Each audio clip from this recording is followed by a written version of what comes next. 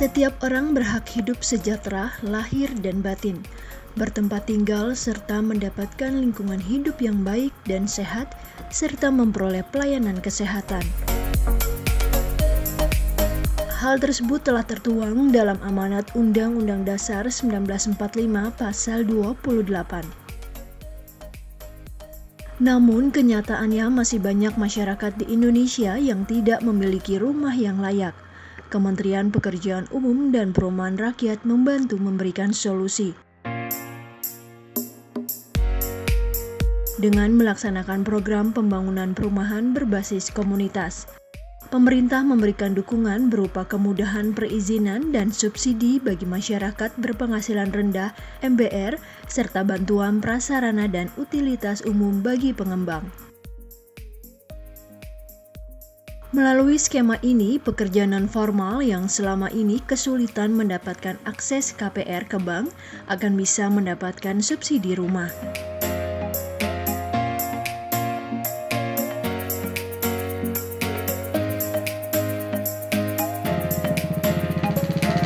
Perumahan berbasis komunitas bertujuan untuk mewujudkan perumahan bagi kelompok masyarakat tertentu, sebagai upaya menyediakan rumah yang layak huni dengan pendekatan berbasis kolaborasi antara dunia usaha, komunitas, dan pemerintah.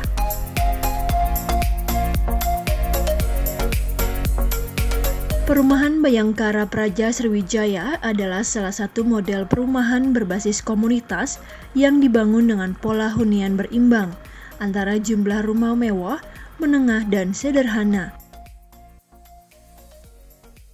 Perumahan ini diperuntukkan untuk komunitas ASN, TNI, dan Polri yang bertugas di Sumatera Selatan. Dibangun sebanyak 3.000 unit tipe 3672 rumah subsidi dari Kementerian PUPR.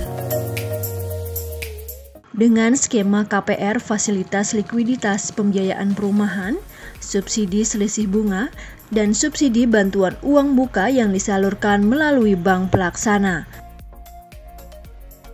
Perumahan juga disertai dengan pembangunan jalan lingkungan, drainase, dan penyambungan instalasi listrik serta air.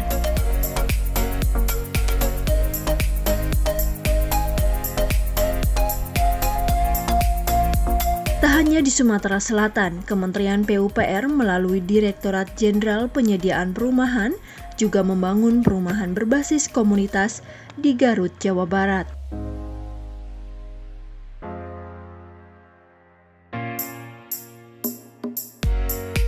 Perumahan bersubsidi ini dibangun untuk komunitas tukang cukur di Garut yang tergabung dalam Persaudaraan Pangkas Rambut PPGR di Desa Sukamukti, Banyuresmi, Garut.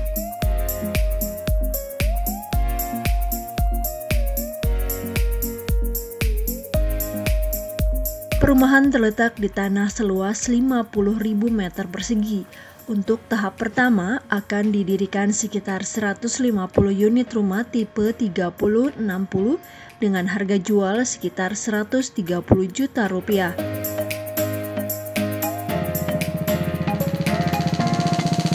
Selain bunga yang ringan, masyarakat juga diberikan keringanan uang muka oleh Kementerian PUPR senilai 4 juta rupiah. Maka angsuran rumah yang akan dibayarkan ke debitur hanya sekitar Rp800.000 per bulan dengan jangka waktu KPR maksimal 20 tahun.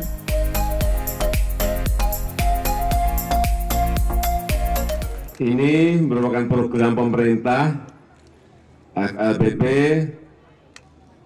Kementerian PU dibantu dengan BTN sehingga nanti di dalam harga itu ada subsidi uang muka 4 juta, kemudian subsidi bunga disubsidi 5%, dan kita harapkan nanti harga jual rumah itu berada pada kisaran angka 130 juta. Cicilannya setiap bulan kurang lebih 800.000.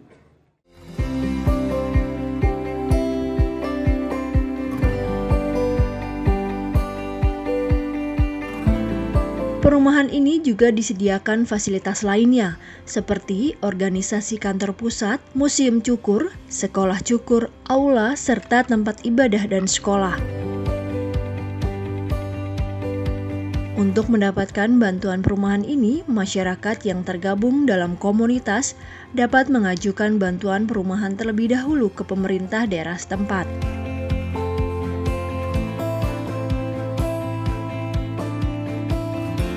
Selanjutnya, Pemda melakukan pemberdayaan dan perjanjian kesepahaman dengan komunitas serta menetapkan komunitas. Pemda juga membantu dalam penyiapan lahan untuk lokasi pembangunan perumahan. Apabila hal tersebut telah dilaksanakan, kemudian Pemda dapat mengajukan usulan bantuan stimulan perumahan swadaya ke Kementerian PUPR. Usulan tersebut nantinya akan diverifikasi baik dari sisi administrasi maupun teknik serta lokasi pembangunan. Perumahan berbasis komunitas merupakan bagian dari program 1 juta rumah yang menjadi salah satu program prioritas pemerintah.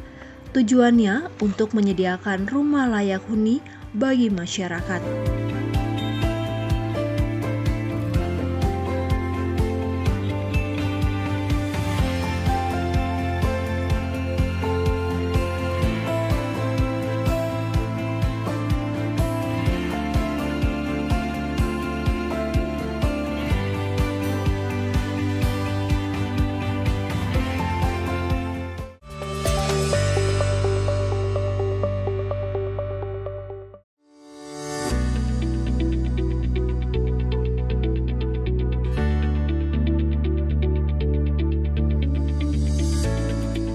Pusair adalah salah satu dari 4 institusi penelitian dan pengembangan di bawah Kementerian Pekerjaan Umum dan Perumahan Rakyat. Kampus Pusat Pusair terletak di Jalan Insinyur Haji Juanda nomor 139 Bandung, Indonesia. Kampus Pusat Pusair terdiri dari 4 bangunan dengan fungsi yang berbeda. Bangunan utama berfungsi melaksanakan pengelolaan yang terbagi menjadi 4 tata bidang. Selain bangunan utama, terdapat 3 balai penunjang dengan laboratorium khusus yang terdiri dari Balai Hidrologi dan Tata Air,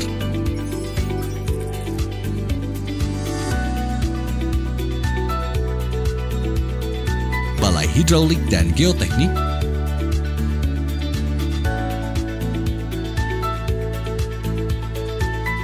serta Balai Lingkungan Keairan.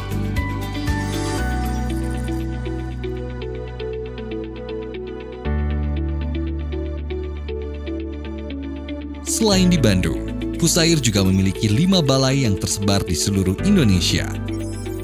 Balai Litbang Pantai yang terletak di Buleleng,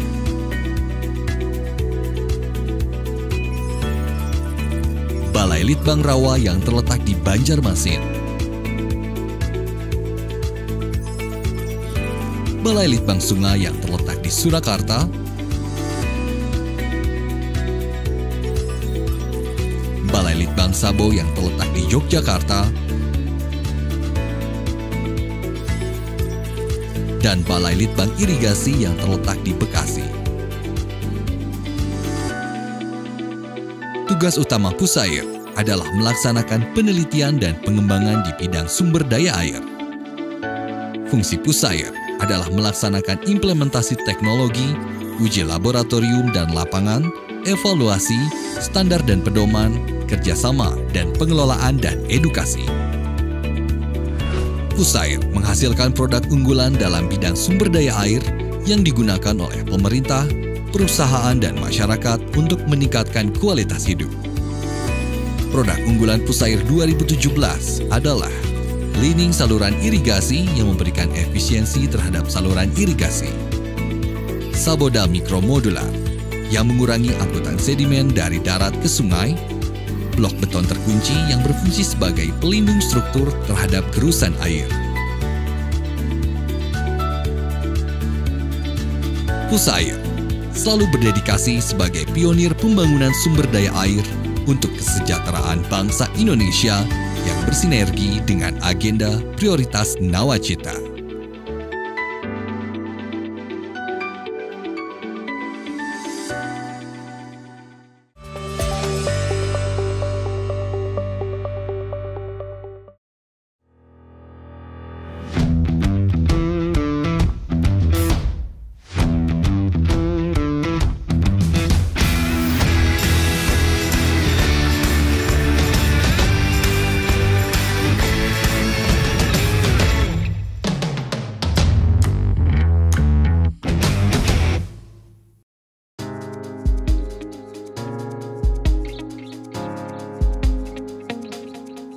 Alhamdulillah saya melaut sudah sekitar 40 tahun lebih.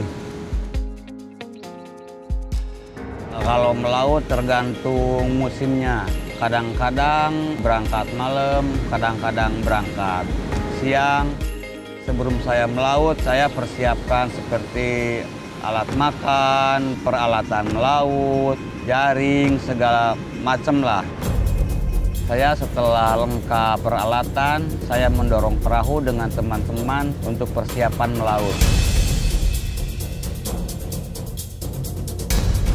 Dalam perjalanan saya menebar jaring, saya kadang-kadang melewati gelombang yang tinggi dan angin yang kencang.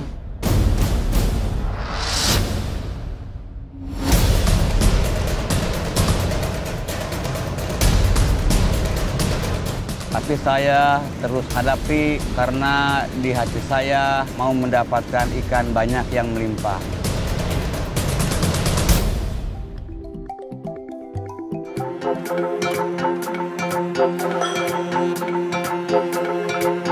Perekonomian para nelayan hanya mengandalkan hasil tangkapan melaut.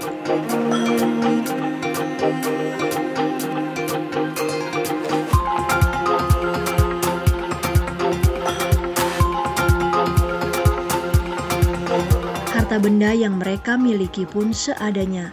Tak jarang para nelayan pun harus tinggal di rumah yang tak layak huni.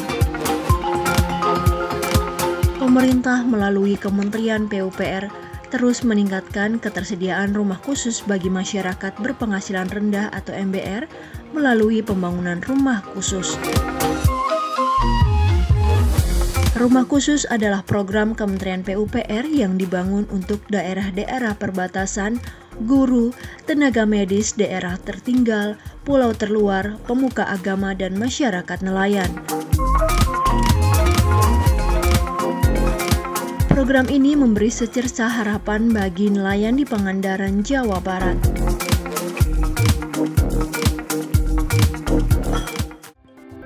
Dulu saya sebelum tinggal di rumah khusus, saya tinggal di rumah adat. Dulu kan tempat tinggal saya gitu kan cuma satu kamar, Pak. Sedangkan keluarga saya kan banyak gitu. Sekarang alhamdulillah sudah ada bantuan rumah dari kepemerintahan Bapak Jokowi dan PUPR. Rumah yang kokoh, rumah yang layak pakai, rumah yang rapi. Wah, sekarang udah pakai cor gitu, tembokan, gentingnya bagus.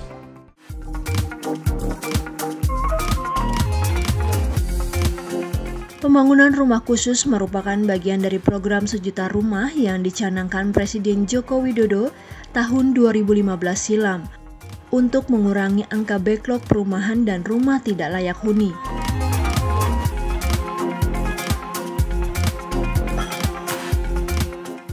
Perumahan untuk nelayan yang tidak hanya dibangun di sini tapi di beberapa lokasi, khusus di Kabupaten Pangandaran totalnya 204, tapi memang ingin memperbanyak, lahannya belum ada. Pak Bupati, ini tugasnya Bupati, Pak Gubernur. Kalau ada kita akan bangun perumahan untuk nelayan seperti ini yang kita harapkan ya ini lingkungannya baik, ke tempat kerja tadi juga hanya 2 kilo. Saya kira hal-hal seperti ini yang ingin kita dekati agar kehidupan nelayan lebih baik.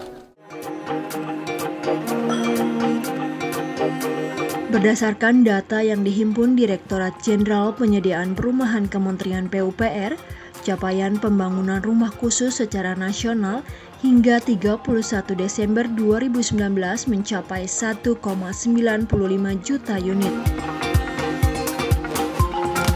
Para nelayan mendapat rumah khusus ini secara cuma-cuma, alias tidak dipungut bayaran oleh pemerintah ataupun oleh para pengembang.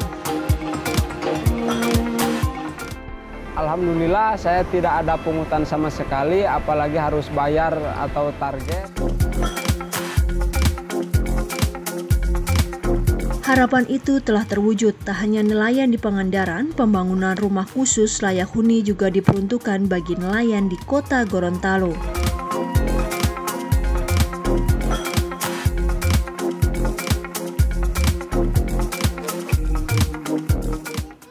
Selama saya tinggal di rumah nelayan, saya dan keluarga saya merasa nyaman dan alhamdulillah kami senang tinggal di rumah tempat nelayan ini.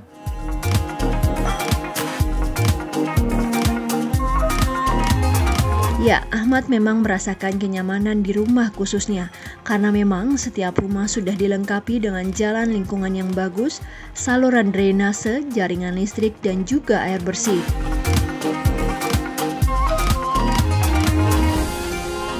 Rumah khusus dibangun dengan biaya per unit sekitar 90-120 juta rupiah, atau disesuaikan dengan indeks kemahalan konstruksi di setiap daerah. Rumah khusus ini dibangun di tanah milik pemerintah daerah tersebut dan bukan untuk diperjualbelikan.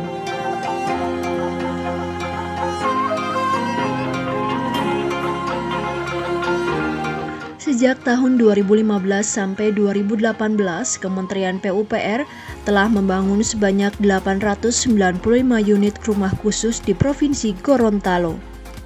Pembangunan khusus tersebut dilakukan di 6 kabupaten dan kota berbeda, yakni di Kota Gorontalo, Kabupaten Gorontalo, Kabupaten Gorontalo Utara, Kabupaten Boalem, Kabupaten Pohuwato, dan Kabupaten Bone Bolango.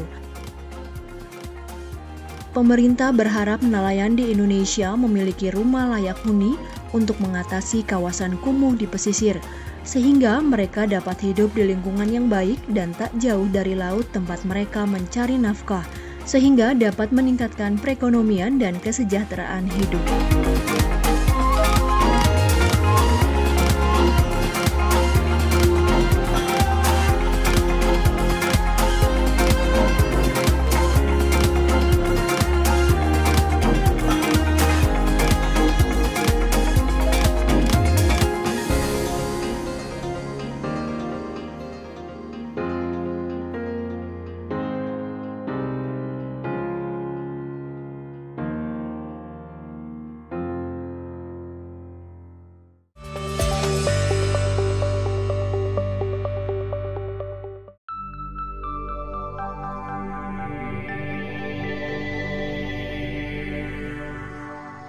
Aku ke sekolah muternya jauh banget.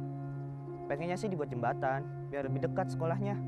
Jakarta semakin banyak pembangunan, tapi sayang jalanan jadi macet. Kapan kelarnya? Udah mulai musim hujan, jalan pada berlubang. Kapan dibenerinnya? Tuh, warga jalannya sudah banyak yang hilang. Daripada yang rusak nih, harus diperbaiki dong nih untuk sepeda kan supaya aman kita nih. Kapan dibenerinnya? Setiap hari selalu saja ada saran atau pengaduan terkait infrastruktur jalan seperti yang kita saksikan tadi. Lalu bagaimana Direktorat Jenderal Bina Marga mengelola pengaduan kita? Yuk kita pahami bagaimana saran atau pengaduan masyarakat dikelola oleh unit pengaduan Bina Marga. Kamu bisa menyampaikan saran dan pengaduan kamu melalui email pipbinamarga@pu.go.id. Atau bisa juga melalui kanal pengaduan di website www.binamarga.pu.go.id. Kamu buka beranda pada website Bina Marga, lalu kamu akan menemukan menu saran dan pengaduan pada bagian kanan atas halaman tersebut. Terus tinggal klik deh.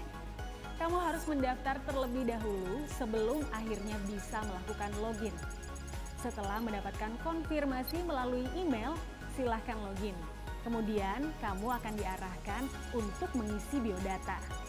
Selanjutnya, tinggal ketik saran dan pengaduan kamu. Ingat ya, sertakan titik lokasi yang spesifik terkait jalan atau jembatan nasional yang harus ditindaklanjuti oleh Bina Marga. Kamu juga bisa datang langsung ke ruang pelayanan informasi publik Bina Marga di gedung Direktorat Jenderal Bina Marga.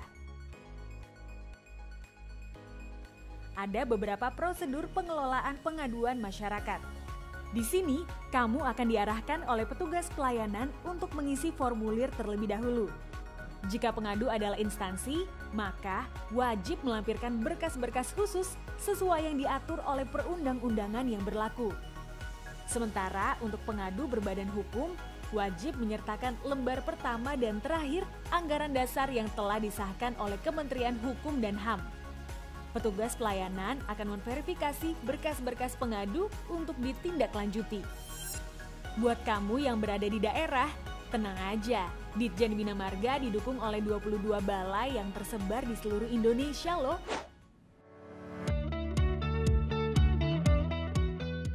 Setelah itu, aduan kamu akan ditindaklanjuti oleh unit kerja terkait di Direktorat Jenderal Bina Marga.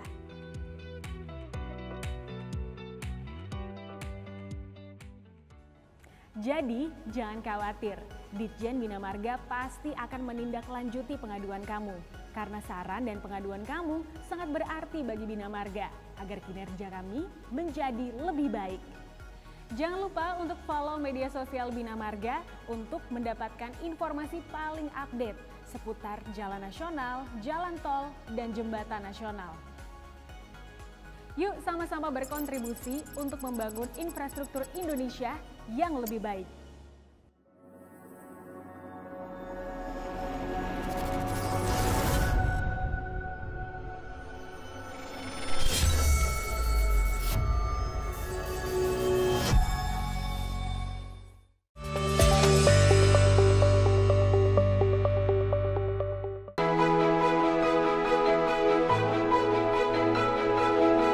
Tujuh 70% masyarakat Indonesia membeli dan membangun rumah secara swadaya.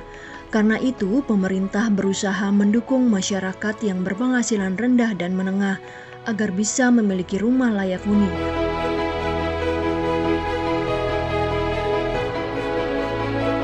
Tujuannya semata-mata agar masyarakat dapat meningkatkan kualitas rumahnya atau melakukan pembangunan baru.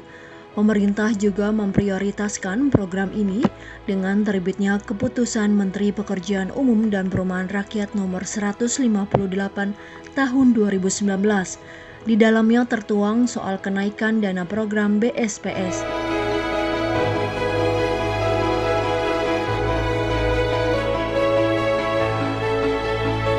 Pemerintah memastikan bahwa program rumah swadaya tetap berlanjut.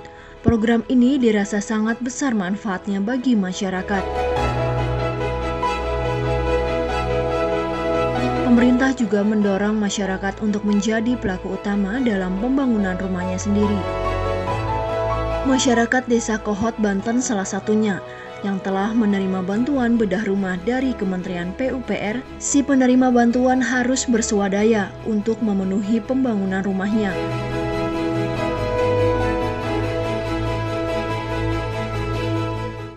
Bersyukur karena penghasilan di laut juga nggak seberapa. Tawaran itu ya saya modalnya ya nekat aja. Gimana caranya supaya berdiri rumah kita. Mbak dikasih bahan doang. Nggak berupa uang, karena berupa barang. Jadi itulah yang bagusnya bantuan ini. Kita harus ada modal minimal buat bayar tukang lah gitu. Kalau kita punya dananya boleh dibagusin, kalau nggak juga nggak apa-apa. Yang penting barang-barangnya ketutup semua rumahnya, bisa layak jadi layak.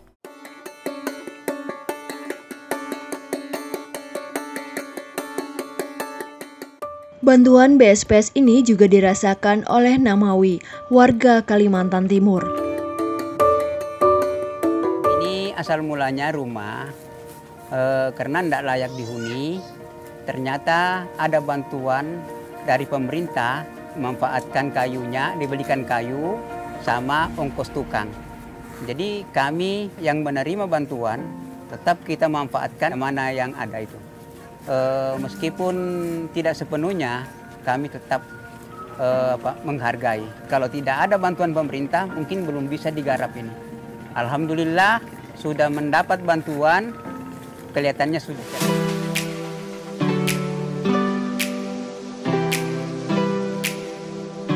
Kementerian Pekerjaan Umum dan Perumahan Rakyat membagi program BSPS ke dalam dua kategori.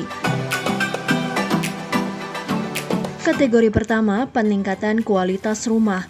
Rumah yang tidak layak huni akan direnovasi sehingga menjadi lebih nyaman ditempati.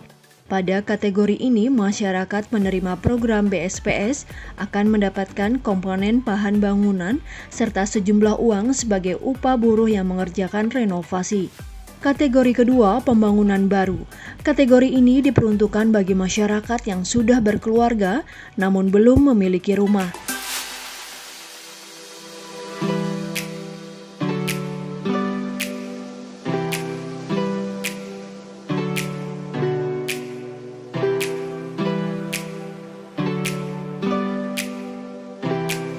Masyarakat yang masuk dalam kategori ini akan menerima komponen bahan bangunan dengan nilai lebih besar dibandingkan kategori pertama, serta sejumlah uang untuk buruh yang mengerjakan pembangunan rumah. Tak hanya itu, penerima bantuan juga belum pernah memperoleh dana BSPS atau bantuan pemerintah untuk program perumahan lainnya. Penghasilan kurang atau sama dengan upah minimal provinsi dan bersedia bersuadaya membentuk kelompok.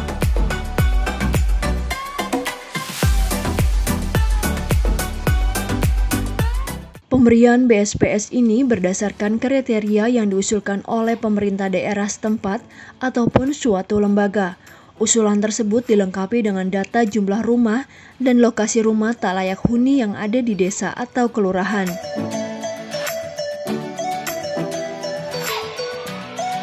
Jumlah data yang diusulkan minimal 20 unit per desa atau kelurahan, serta legalitas tanah calon penerima bantuan tidak dalam sengketa dan sesuai rencana tata ruang wilayah. Jadi, sebagai masyarakat harus menggunakan bantuan pemerintah ini dengan sebaik-baiknya.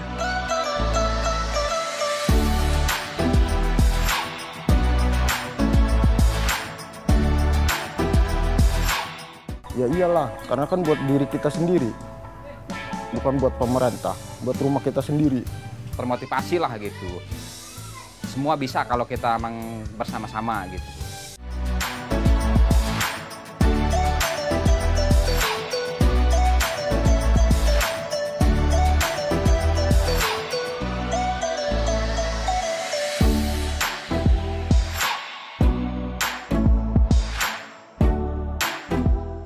Program ini masih terus dilakukan oleh pemerintah.